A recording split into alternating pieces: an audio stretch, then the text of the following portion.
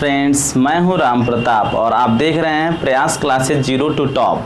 तो आज की इस वीडियो में हम सीखेंगे कि इंट्रोगेटिव सेंटेंस में वॉइस को कैसे चेंज करें। बस 5 मिनट में आप पूरी तरह से इसे समझ जाएंगे। तो आइए समझते हैं। देखिए, ये स्ट्रक्चर ऑफ इंट्रोगेटिव सेंटेंसेज, यहाँ हमने इंट्रोगेटिव सेंटेंस के स्ट्रक्चर को लिख दिया है। देखिए, इंट्रोगेटिव सेंटेंस का जो स्ट्रक्चर होता है वो 2 तरह का होता है। एक तो ऐसा इंट्रोगेटिव सेंटेंस जो हेल्पिंग वर्ब से शुरू होता है, हेल्पिंग वर्ब को ही एक्सिलरी वर्ब भी कहते हैं, ठीक, या मॉडल एक्सिलरी वर्ब से शुरू होता है। तो अगर कोई इंग्लिश का सेंटेंस हेल्पिंग वर्ब या मॉडल एक्सिलरी वर्ब से स्टार्ट हो रहा है तो वो इंट्रोगेटिव सेंटेंस है। और एक दूसरा सेंटेंस होता है, जो सेंटेंस का स्ट्रक्चर है वो है क्वेश्चन वर्ड से, जैसे what, whom, when, why, whose, which, how many, how much, ये जो हैं वर्ड, ये क्वेश्चन वर्ड हैं। अगर इनसे शुरू हो रहा है सेंटेंस तो वो भी इंट्रोगेटिव सेंटेंस है। दूसरी पहचान कि इंट्रोगेटिव सेंटेंस के लास्ट में क्वेश्चन मार्क लगे होते हैं। तो अगर ऐसा है और वो एक्टिव वॉइस में है तो हम उसे पैसिव वॉइस में कैसे चेंज करें, ये बहुत ही इजी है, बहुत ही इजी है। आपने असर्टिव सेंटेंस में वॉइस को चेंज करना सीख लिया है, और अगर आपने अभी तक नहीं सीखा है तो आप हमारी प्लेलिस्ट में जा करके उसे देख सकते हैं। तो आइए यहाँ पे शुरू करते हैं कि इंट्रोगेटिव सेंटेंस में एक्टिव वॉइस को पैसिव वॉइस में कैसे चेंज करें। तो यहाँ देखिए, हमने स्ट्रक्चर लिखा है कि इंट्रोगेटिव सेंटेंस में जो एक्टिव का स्ट्रक्चर होता है वो helping verb plus subject plus main verb plus object, और जब उसे पैसिव में चेंज करते हैं तो हेल्पिंग वर्ब पैसिव में भी पहले हेल्पिंग वर्ब लगेगा। देखिए, आपको ध्यान ये देना है कि ये जो है, हम यहाँ पे सेंटेंस नहीं चेंज कर रहे हैं, हम यहाँ पे वॉइस चेंज कर रहे हैं। तो अगर एक्टिव वॉइस इंट्रोगेटिव सेंटेंस है तो पैसिव वॉइस भी इंट्रोगेटिव सेंटेंस होगा।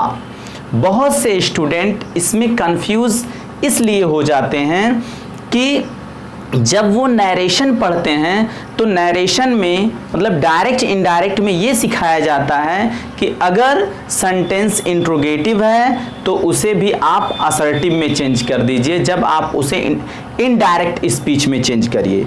तो वहाँ पे स्टूडेंट कंफ्यूज हो जाते हैं और कुछ समय के बाद वो ऐसा ही पैसिव में भी करने लगते हैं। तो आपको ये गलती नहीं करना, ये ध्यान देना है कि पैसिव में हमें वॉइस को चेंज करना है, सेंटेंस के स्ट्रक्चर को, जो मतलब सेंटेंस इंट्रोगेटिव है उसे असर्टिव में नहीं चेंज करना है। अगर सेंटेंस इंट्रोगेटिव है तो इंट्रोगेटिव ही रहेगा, सेंटेंस नेगेटिव है तो नेगेटिव ही रहेगा, सेंटेंस अफर्मेटिव है तो वो अफर्मेटिव ही रहेगा। तो देखिए, हम पैसिव में भी पहले हेल्पिंग वर्ब का यूज करेंगे, लेकिन वो यही हेल्पिंग वर्ब नहीं होगी। देखिए, ये जिस टेंस में है, या तो आप ऐसे समझ लीजिए कि उसी टेंस की verb be, verb to be, जैसे अगर ये हेल्पिंग वर्ब प्रेजेंट इंडेफिनिट या पास्ट इंडेफिनिट में है तो यहाँ प्रेजेंट इंडेफिनिट की हेल्पिंग वर्ब है तो डज या डू होगा, और अगर पास्ट इंडेफिनिट की हेल्पिंग वर्ब है तो डिड होगा। तो यहाँ उसका प्रेजेंट इंडेफिनिट का verb to be is are am, और पास्ट इंडेफिनिट का वर्ब टू बी वाज या वर का यूज कर देंगे। उसके बाद जैसा कि जो 4 बेसिक रूल्स हैं पैसिव में चेंज करने के, वो यूज करेंगे। ऑब्जेक्ट को सब्जेक्ट बना देंगे, और ये जो वर्ब है ये किसी भी फॉर्म में हो, लेकिन पैसिव में वर्ब का 3rd फॉर्म यूज करेंगे। उसके बाद ऑब्जेक्ट लिखने से पहले बाय का यूज करेंगे, फिर सब्जेक्ट को ऑब्जेक्ट में चेंज कर देंगे, क्वेश्चन मार्क लगा देंगे, और इस तरह से आप एक्टिव वॉइस को पैसिव वॉइस में इजीली चेंज कर देंगे। तो आइए हम यहाँ पे उसे समझते हैं एक्सरसाइज के थ्रू।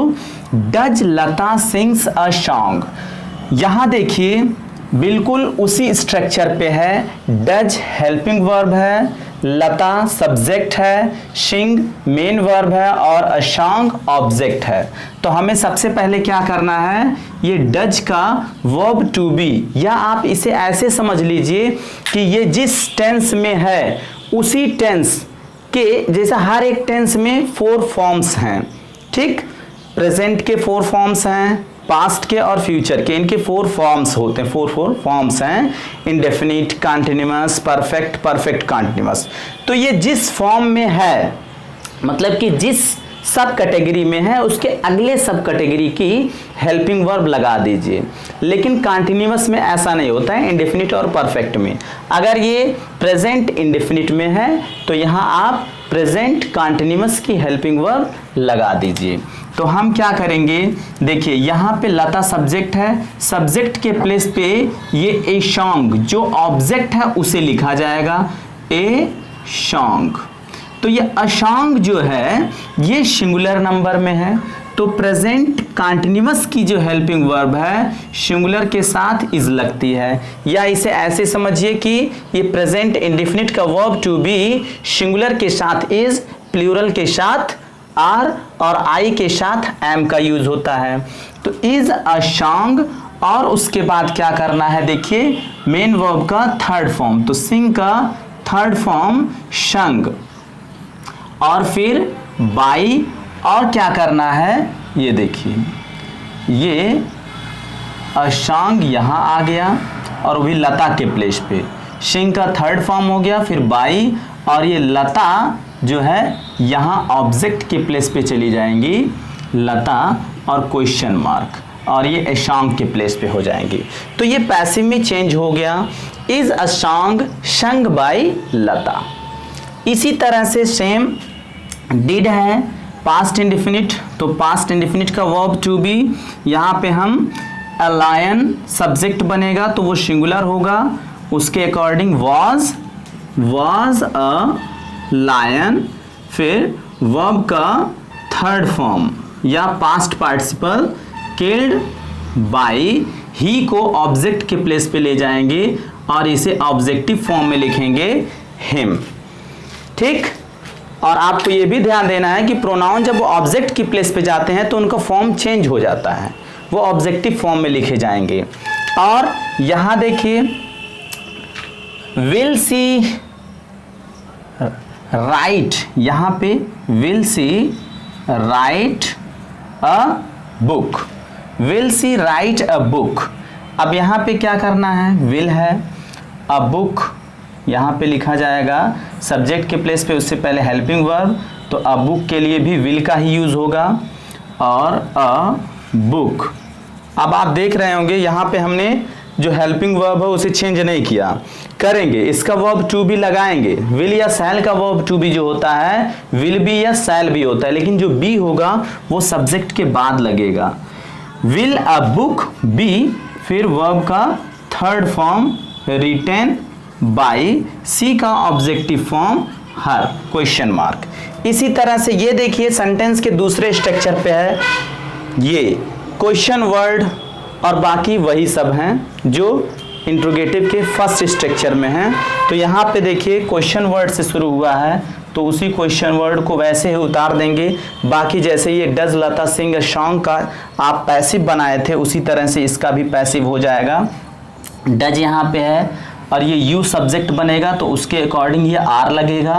व्हेन आर यू, फिर वर्ब का थर्ड फॉर्म हेल्प्ड बाई, ही का objective case him, question mark. और यहाँ पे एक सेंटेंस और है, what has he done, what has he done.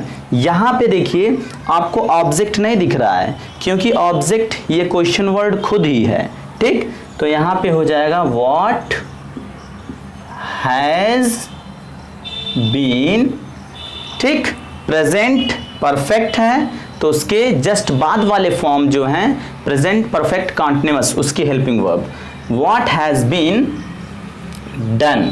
अब आप सोच रहे होंगे कि यहाँ पे वर्ब से पहले सब्जेक्ट नहीं लाए, तो ये ऑब्जेक्ट था, अब सब्जेक्ट बन गया पैसिव में, ठीक।